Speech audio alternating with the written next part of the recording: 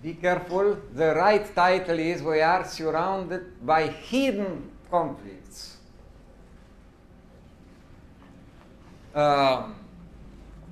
Obviously, most conflicts have a binary structure. A is in conflict with B. But even if we remain at this scheme, the typology of binary distinction is very complex, as it can be seen, for instance, in the book by Archibald, Polarity, Dialectic, and Organicity, Albuquerque, New Mexico, in '77.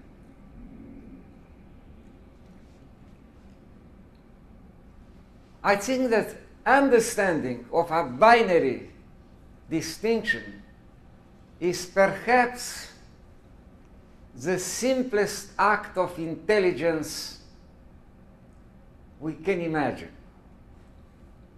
If you want, the atom of intelligence. For instance, to be able to understand the distinction between green and red in traffic signs. No. I cannot imagine a simpler act of intelligence than this.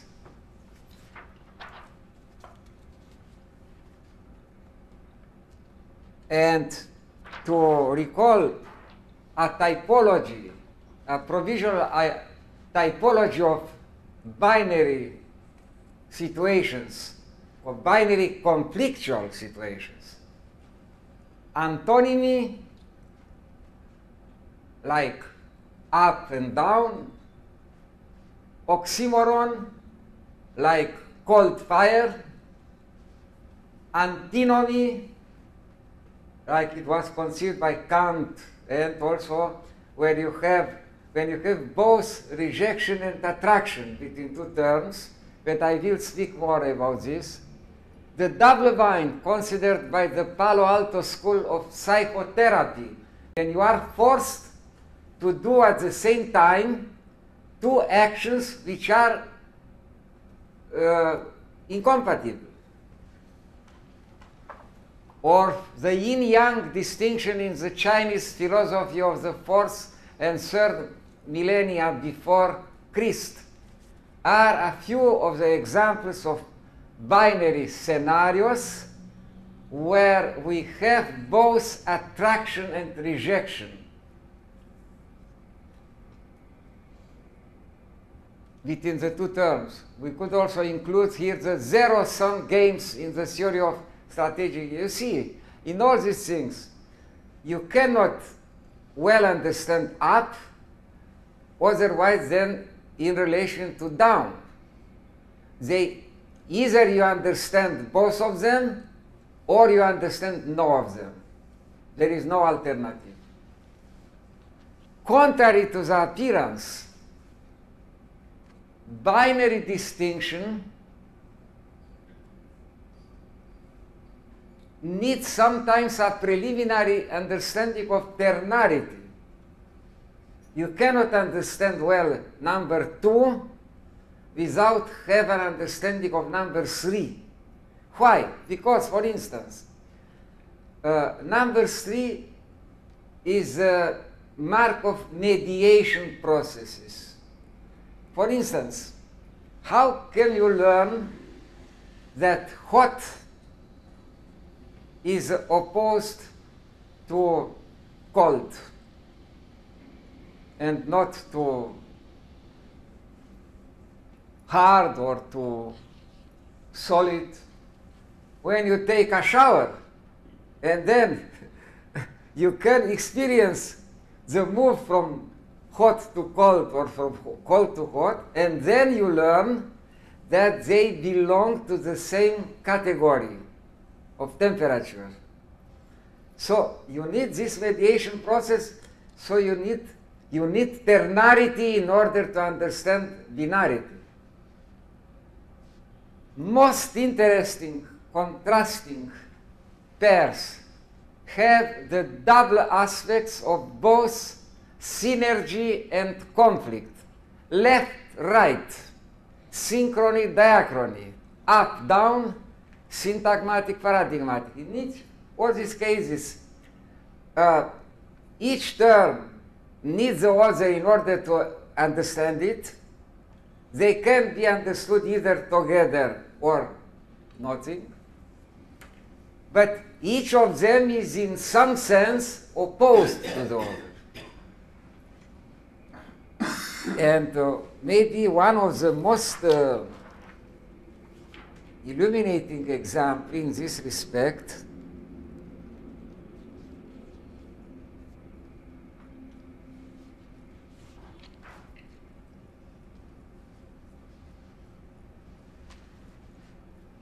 well, these are some more examples. Form substance, like in Helmsley linguistics. Form function, like in Gestalt psychology.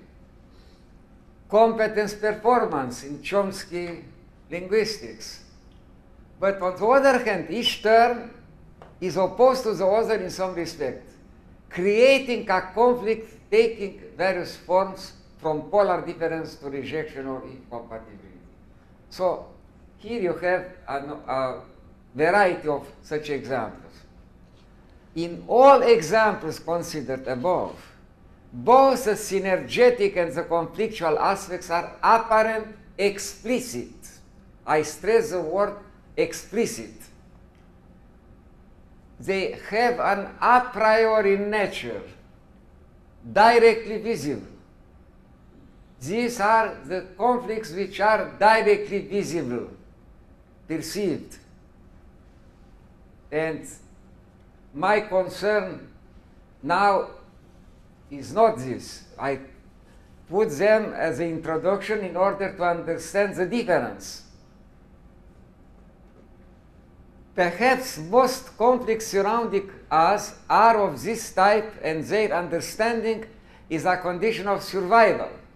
To give only one more example, a lot of conflicts existing now in the world follow from the fact that there is a lack of understanding of the nature of the pair identity-alterity. Why we speak so frequently, in Europe at least, about the crisis of identity? Because identity is understood by most people in a very narrow sense. For instance, a good understanding of identity goes together with a similar understanding of alterity. Either you understand both identity and alterity, or you understand no of them. And this fact is not generally understood. You can take its aspects in the everyday life, in the understanding of the way we have to live with people of other nationality, of other religion, etc., etc. There exist, however, binary situations where the conflict is not at all visible, being revealed only by a research process. A famous example in this respect is Heisenberg's uncertainty principle, 1927, stating that one cannot measure concomitantly the position and the momentum of a quantum object, such as an electron, with an accuracy as high as we want. So the accuracy in the measurement of the position will be obtained at the expense of the accuracy in the measure of the momentum, and conversely. The surprise comes from the fact that two acts, which in the macroscopic world are perfectly compatible, the measurement of the position and of the momentum of a moving object, become incompatible in the quantum universe. So here the conflict not only is not apparent, explicit, it is has a high degree of surprise because it is in conflict with our previous customs in understanding these two acts, measurement, the position measurement, the speed.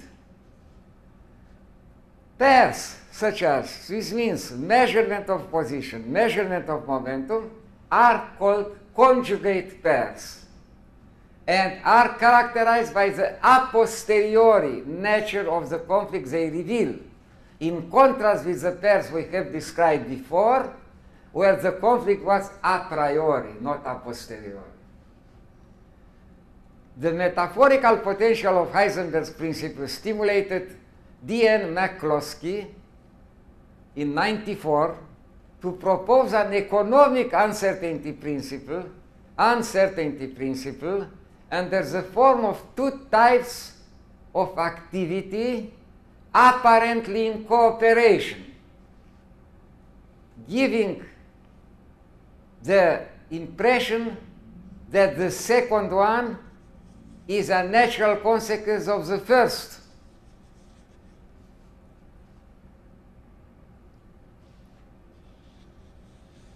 Of them. These two acts are the following. To understand a social fact, on the one hand, and to get financial advantages from this understanding on the other hand. And McCloskey, after a careful analysis in the journal Scientific American, he concludes that the market has a capacity of rapid reaction in validating the act of understanding of the respective social fact. So this is because the phenomenon, the phenomenon you want to which you refer is including people, and people being aware of what you predict, they may change their behavior in order to invalidate your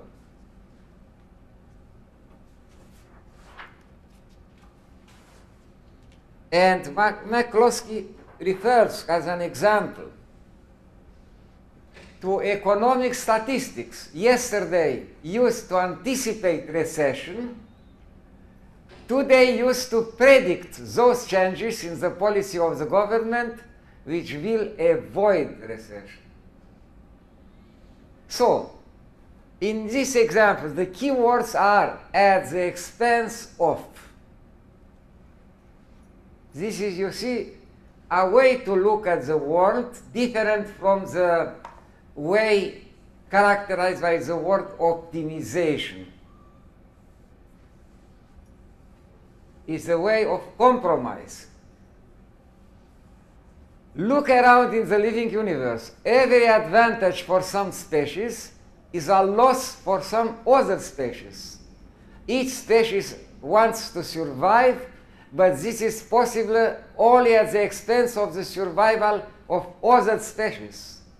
Moreover, the mineral, the vegetal, and the animal realms are in interaction of the type at the expense of.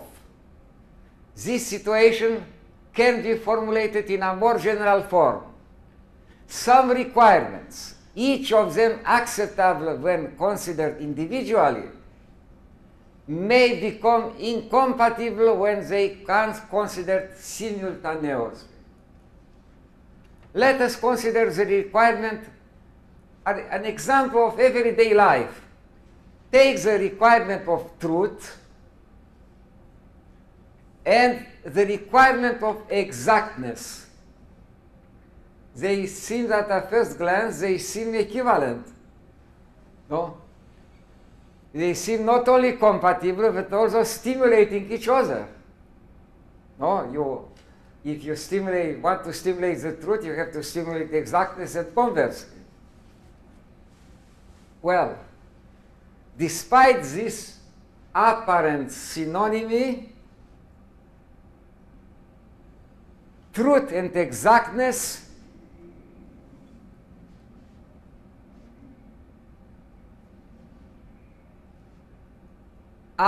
get sometimes in conflict. How to understand the conflict between the need of truth and the need of exactness? Look, the French saying, presque et quasiment empêche de mentir. This means the use of this word, presque, this in English almost, and quasiment, approximately. So, this means that if I say it, for instance, I tell you that I arrived yesterday at Brown University at 9:06 a.m. If I say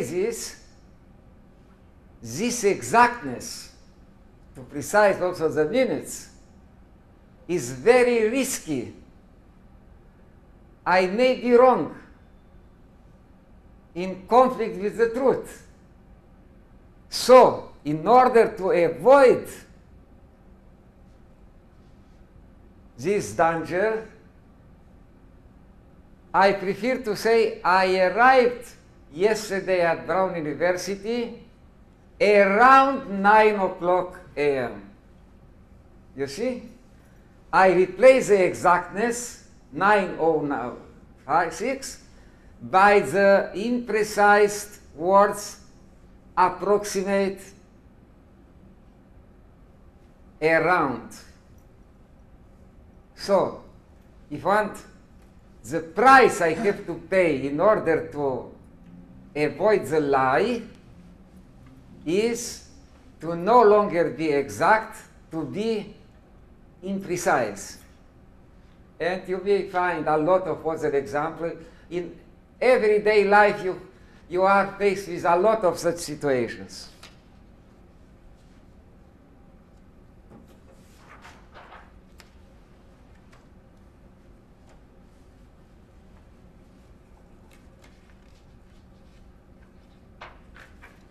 Now, another example from the everyday life. Sensibility and clarity may get in conflict. In his introduction to the French encyclopedia, D'Alembert observes that as soon as we approach the sensible properties of objects, obscurity prevails. In other words, sensibility and clarity, this means that, for instance, when we speak about emotions, human feelings, unavoidably we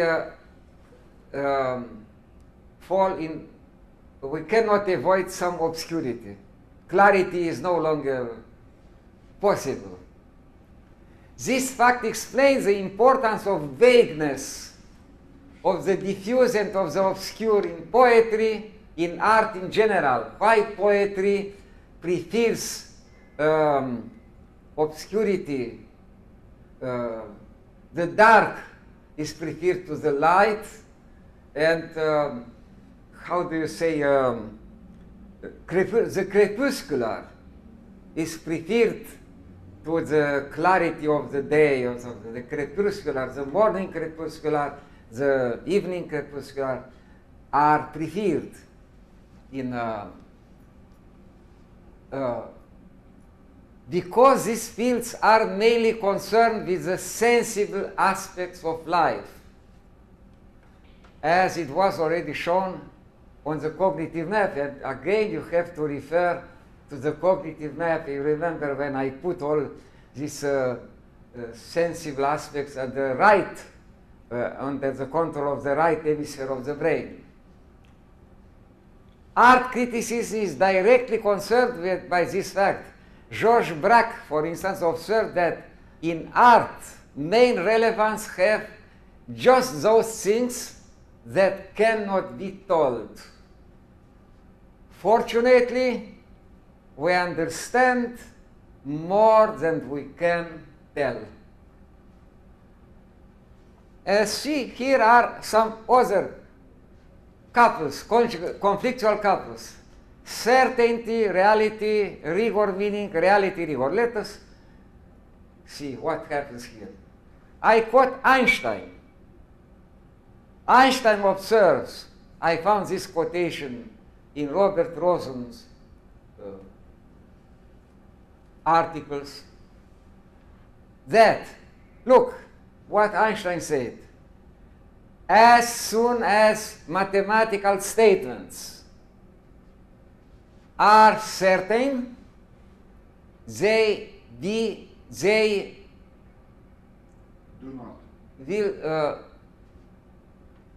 will not refer to reality.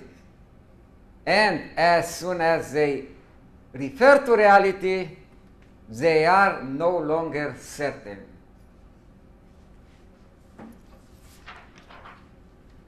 Again, the fictional universe of mathematics. And René Thom brings into attention a very interesting conjugate pair. In his book in '83, you know, René Thom has a Fields Medal in mathematics. He observes that rigor is obtained at the expense of meaning, because it was this quarrel in France between the Bourbaki rigor, and René Thom was in polemics with them, claiming that your high rigor is obtained at the expense of meaning. And while some authors credit Socrates with the idea according to which the price we have to pay in order to reach an acceptable level of rigor is to replace the real world by a fictional one. And again, here is what is behind the fictional nature of mathematics: the need of a high level of rigor. And there is also the book by the eminent probabilist Alfred Rennie,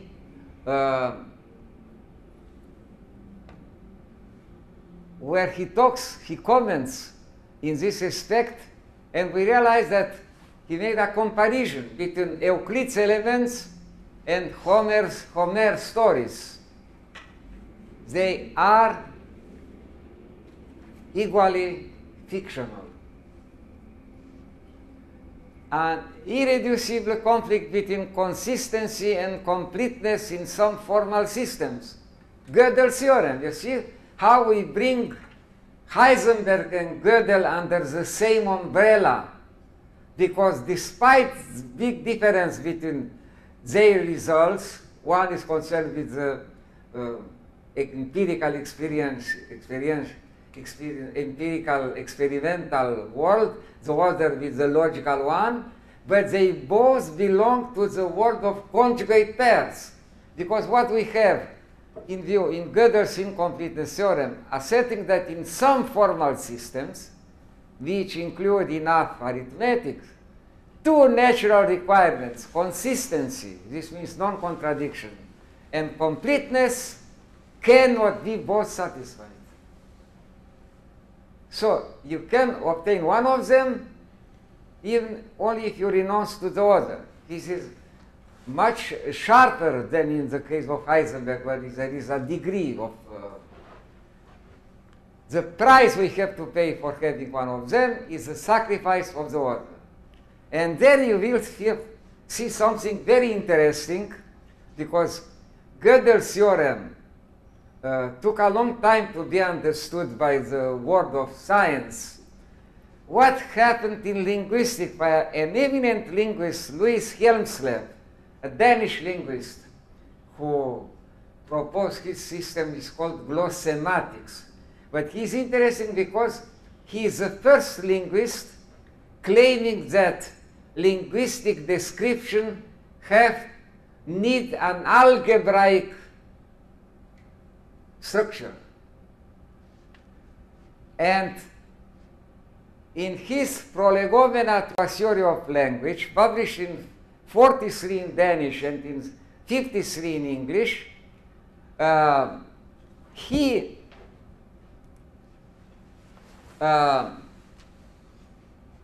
speaks about three requirements for a linguistic description. And these three requirements are the following.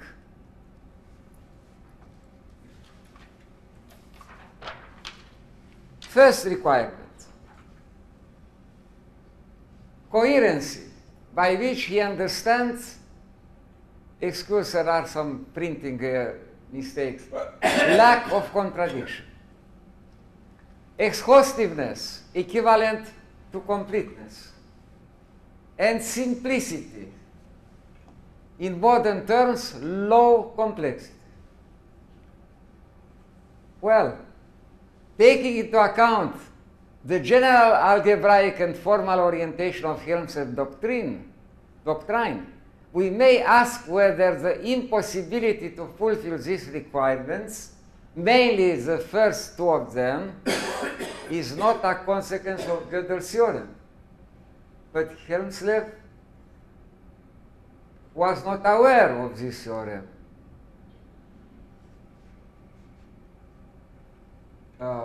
Obviously,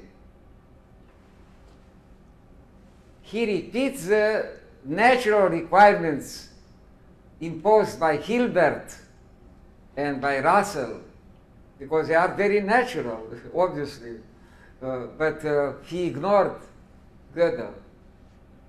Another hidden conflict, very surprising, between to see and to understand. It's very surprising because in English, to see means also to understand. You know, I see, I understand. However, we can see only what is continuous.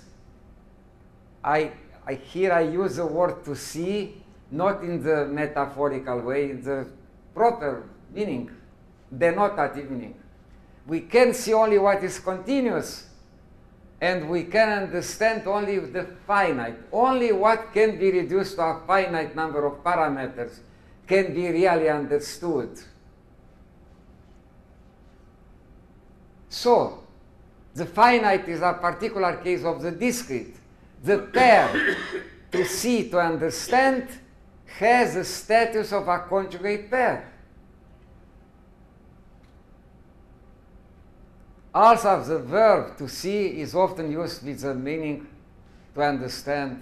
We ignore here this fact. And now I move to a conjugate pair in numerical analysis.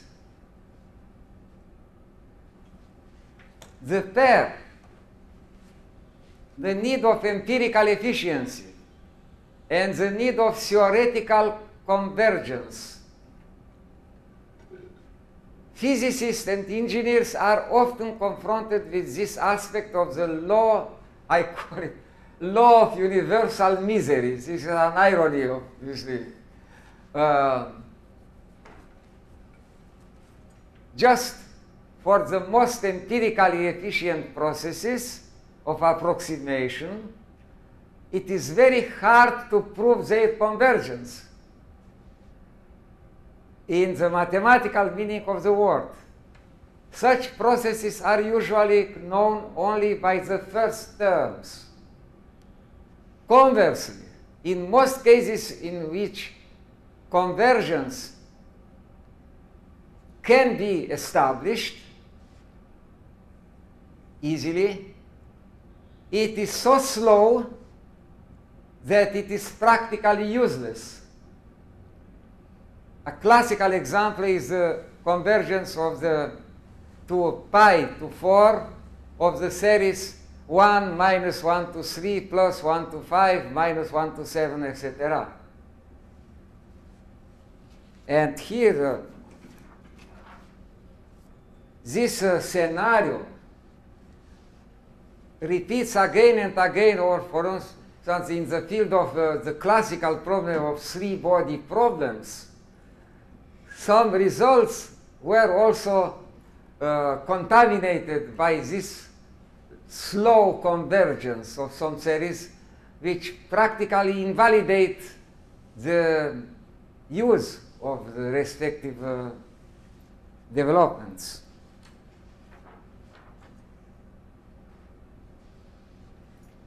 Discrepancy between general and individual in respect to randomness. Let us consider words on a given finite alphabet A.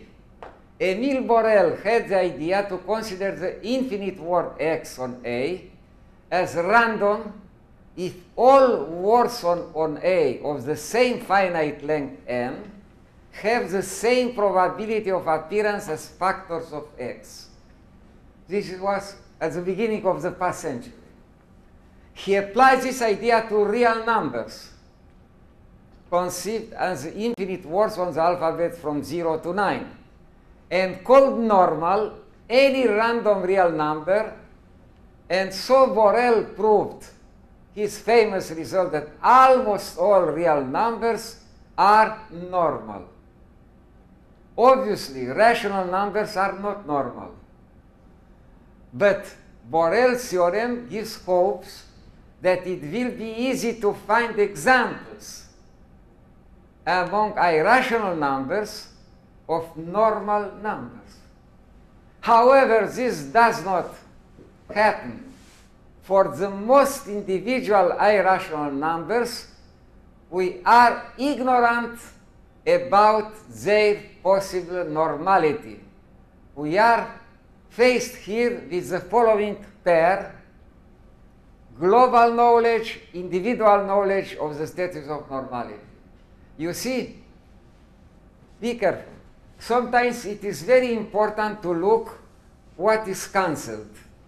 I wrote first here the word conjugate, and then I cancelled it. Why?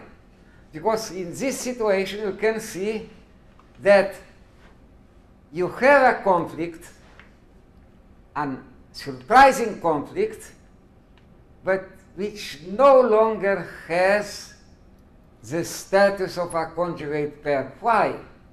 Because you cannot claim that the difficulty to establish for an individual irrational number whether it is or not normal has a relation with Borel's theorem about there is no evidence in this respect. So you may have conflicts, very surprising conflict, but not of the form of a conjugate pair.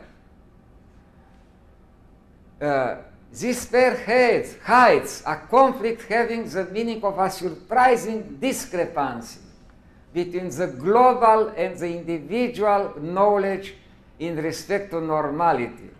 However, the conflict is not of the type of conjugate pairs already considered, because there is no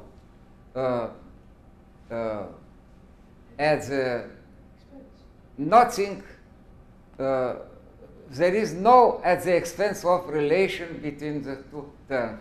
As a matter of fact, you can observe that generally mathematics is much more powerful in respect to global aspects than in respect to individual aspects.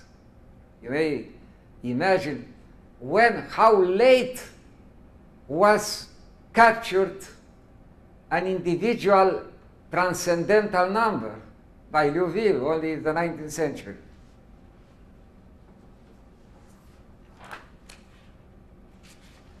And this is, you see, the gap between collective and individual in mathematics. A classical theorem by Cantor states that all real numbers except a countable subset of them are transcendental. why is then so difficult to produce individual examples of transcendental numbers? As a matter of fact, here, like in the Borel theorem, we are confronted with the problem of effectiveness of constructiveness, because the negligible sets appearing in these theorems is not at all constructive. You see, there is no algorithm to capture the elements of these sets. So you see that mathematics is prisoner of a great amount, large amount of non-constructiveness, of lack of, which cannot avoid.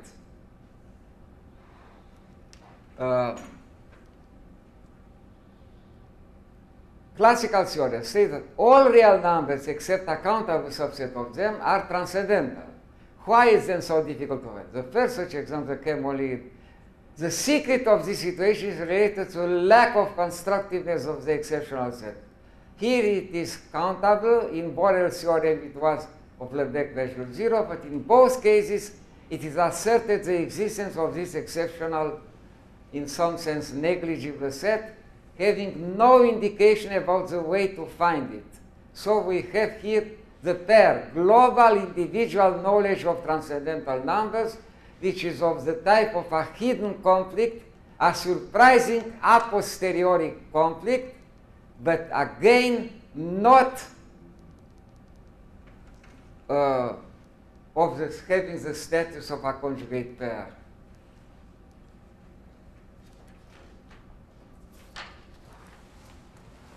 Now about randomness. Randomness cannot be both local and global. This is very surprising. A successful idea was that of conceiving randomness as high complexity, while complexity was conceived as algorithmic or program size complexity. Roughly speaking, the algorithmic complexity of a finite word, x on a finite alphabet, is the length measured in bits of the smallest computer program describing x. Obviously, this length is never larger than the length of x. If these two lengths are equal, then x is said to be random. Solomonov-Kolmogorov-Chaitin. This way to understand randomness can be extended to infinite words, and it implies Borel randomness. This is a theorem. The converse is not true. A theorem about Borel random infinite words on A states that, very interesting, any such word includes infinitely many occurrences of any finite word over A. And in order to make this statement clear for non-mathematician too, imagine now that the alphabet A is the alphabet of English language. This means that any infinite random word on the alphabet A will include, for instance, infinitely many times all works of Shakespeare and of any other writers.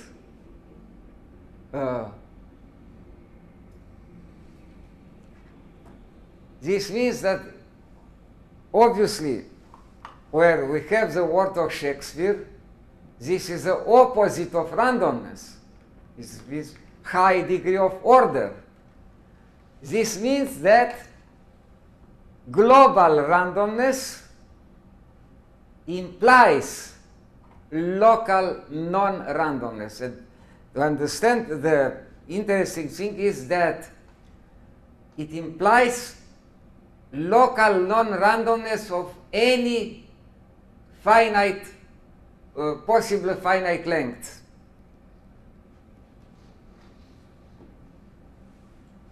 And On the other hand, if U is a finite random word, then if you iterate this word infinitely many times, obviously you get a periodic infinite word. Being periodic is not random, but it is locally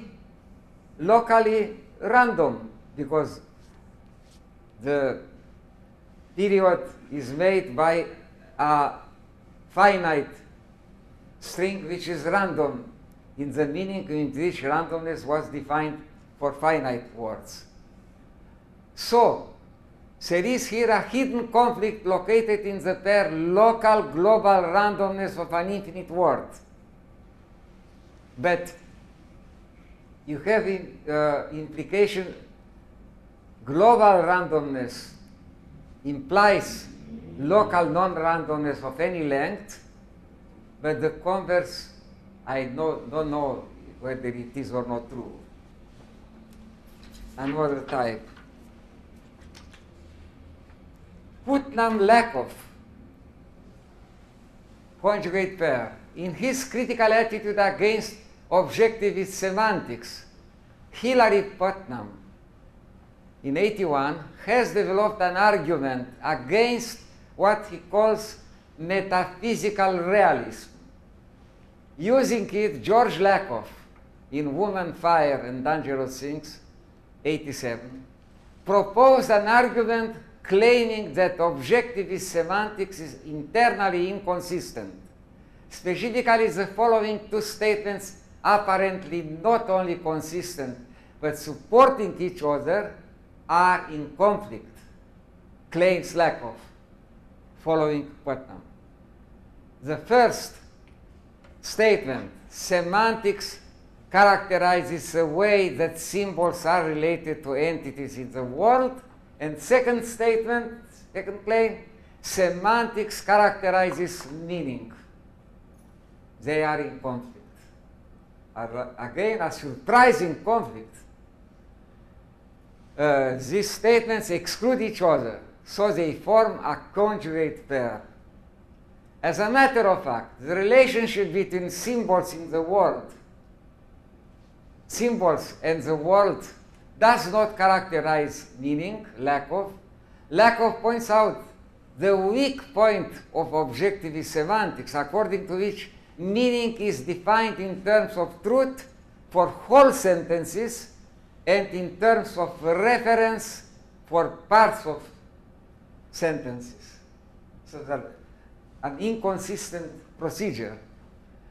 This shortcoming is in conflict with the requirement that the meanings of the parts cannot be changed without changing the meaning of the whole.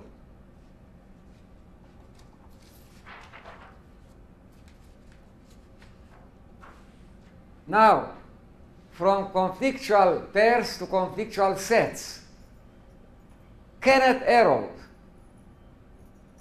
Nobel Prize in Economics, refers to the aggregation of several individual options into a collective one, making the synthesis, let us suppose that n individuals have to make the hierarchy of several, at least 3 actions. For instance, to order according to their preferences several candidates for the presidency of some institution. No reference to the present presidential elections in the United States. Arrow formulates 2 natural requirements for the procedure we use to aggregate the individual hierarchies into a collective one. First requirement, Pareto optimality. If action B is A is preferred to the action B in each individual hierarchy, then A is preferred to B in the aggregated hierarchy too. And the requirement of independence, if in 2 different acts of individual preferences in respect to the same actions, the requirement,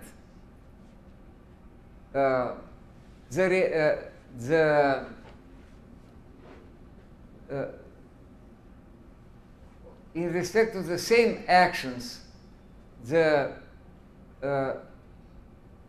reciprocal situation of actions A and B is the same for each individual hierarchy, then it remains the same in the aggregated hierarchy too. Taking into account that these requirements agree with the common sense, we expect that they will rise no problem.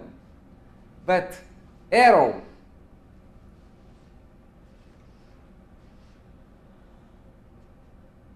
shows that these natural requirements impose something very unpleasant, the impossibility to avoid a dictator. This means an individual who is imposing each individual hierarchy as a general aggregated hierarchy. So we have a conjugate set. This means the first two requirements can be satisfied only at the expense of the third requirement to avoid a dictator.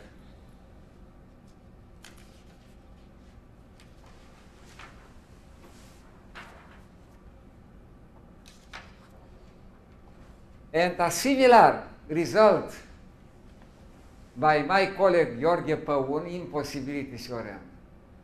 His paper published in Fuzzy Sets and Systems in 1983 is concerned with the aggregation of social indicators.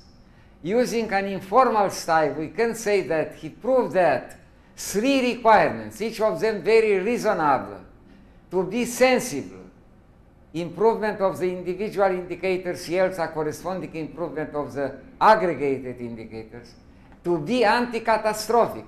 Small modifications of the individual indicators cannot lead to huge modification of the aggregated indicator, and to be non-compensatory.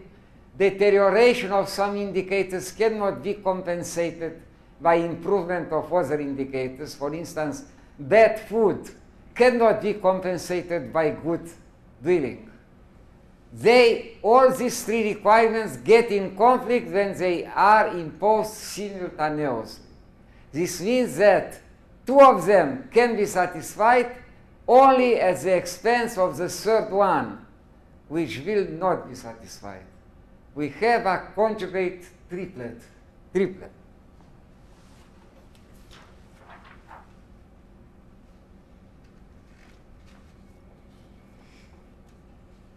Now, human communication is under conflictual requirements. There is no possibility to improve human communication in all possible respects. We can improve it in some respects at the expense of the deteriorating it in some other respects. I will speak more about this tomorrow in my speech about information. But look, here are the communication functions underlined in red. Communication, expressive function directed towards source, codification, sender, related to sender, decodification related to receiver, conative related to destination, phatic related to channel, meta-linguistic related to code, referential related to context or to reality, poetic related to message, perturbation related to noise, physical or semantics, and therapeutic related to the observer of the communication process. So the referential function may be in its turn decomposed in the extensional function directed towards the object, Frege's Bedeutung, and the intentional function directed towards the interpretant, Frege's Sinn. Zin. Among these communication functions, there are interactions of various types. A function may favor another one, it may deteriorate it, or it may be neuter in respect to it. Some pairs of functions are cooperative, some of them are conflictual. For instance, there is a genuine conflict between the expressive function on the one hand and the codification and the decodification function on the other hand. Stronger is the former, weaker will be the later.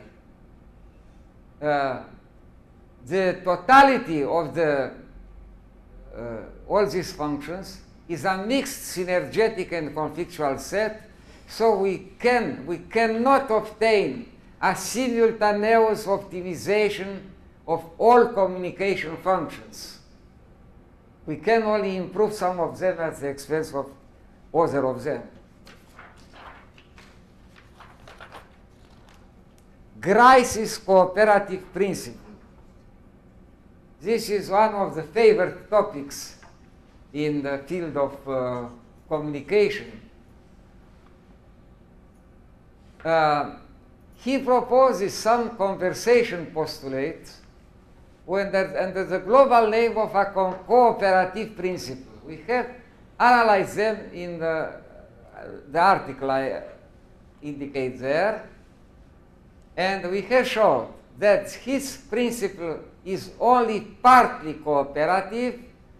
To give only one example, his requirement to be brief is in conflict with his requirement to avoid ambiguity, because the latter needs to supplement the information part of the message with the control part, like it was already shown by Shannon. The control part able to make possible to detect and to correct the possible errors produced by various types of noise. Redundancy, because unavoidable, and according to what is known from information theory, 50% of human communication has a status of redundancy.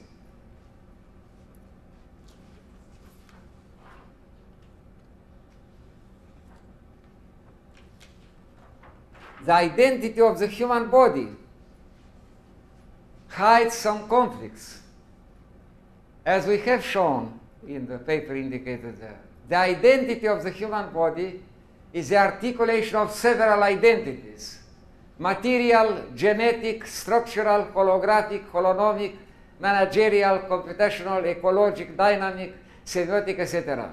Among these identities, there are complex relations of cooperation sometimes, of conflict other times.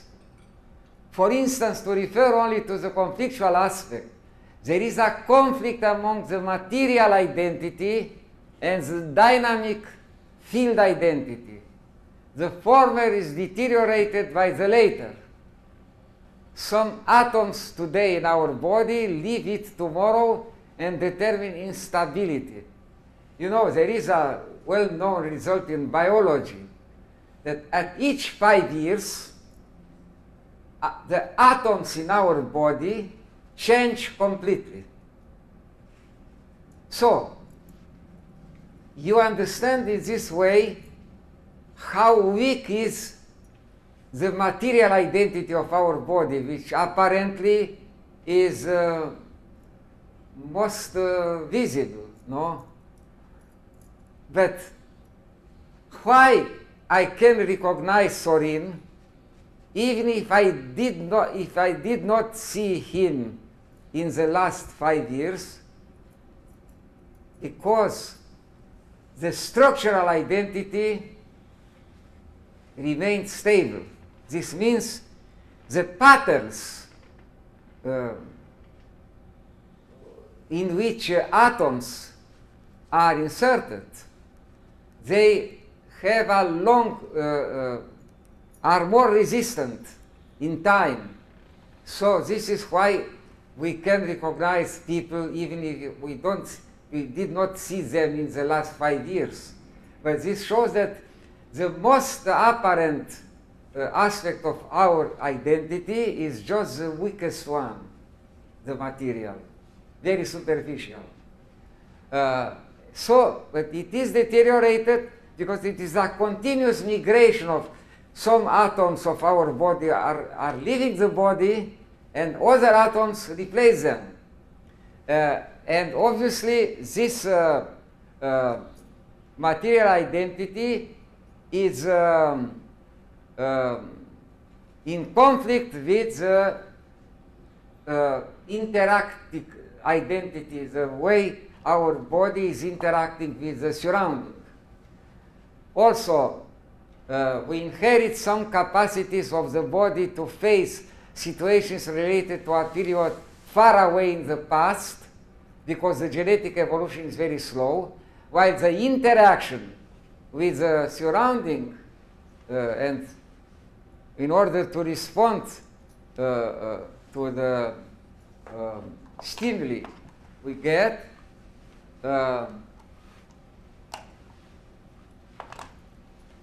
needs situation for which our body is not yet trained. No, there is a conflict between the type of training the human body had along millennia and the types of new types of stimuli we have to face.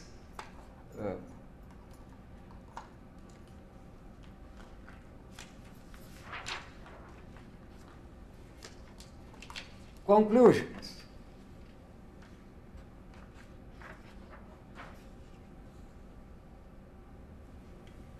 The examples above show the rich variety of conflicts emerging within the simplest diversity phenomena. Their common denominator is the hidden nature of the conflict. It comes often as a surprise. Most of them have the structure of a conjugate pair or a conjugate set. Heisenberg, Gödel, and Arrow are placed in this way under the same umbrella. But here too, there is a diversity. Observational, empirical in the first case, Heisenberg, theoretical, logical in the second case, Gödel, and social in the third case, Arrow, and psychological also here. Like in the case of, and on the other hand, we have also to distinguish between sharp conflict, like in Gödel case, and gradual conflict, like in the case of D'Alembert pair, sensibility, clarity. A very important distinction is operated between conflicts of the type of a conjugate pair, those having, and those having not this structure. For instance, those related to normal numbers or to transcendental numbers, and those having the structure of a semi-conjugate pair, in this case,